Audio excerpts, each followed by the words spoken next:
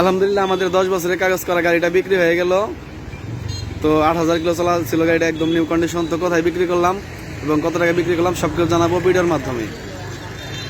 তো এক সাইড থেকে পরিচয় ভাই। ভাই আসসালামু আলাইকুম। ওয়ালাইকুম আসসালাম। কেমন আছেন আপনি? এই তো ভাই। নাম কি আপনার? মৃদুল। আপনার বাসা কোথায়? কোনোটিয়া বীরপুরশিয়া। সমস্যা নাই। তো এই যে আরেকটা ভাইয়ের সাথে পরিচয়। ভাই আসসালামু আলাইকুম, ভালো আছেন? নাম কি আপনার? বাসা কোথায় আপনার?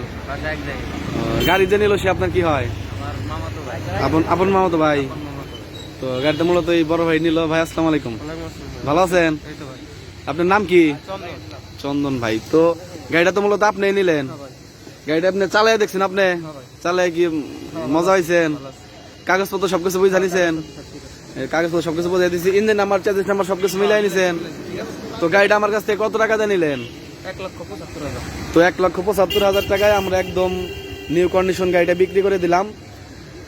তো ভাই দেখে শুনে চালাবেন, ঠিক আছে? আর হইলো আপনি তেল আবদার করছেন, তেলটা আমি উড়াই দিয়েছি, সমস্যা নেই, দেখে চালাই না, ঠিক আছে।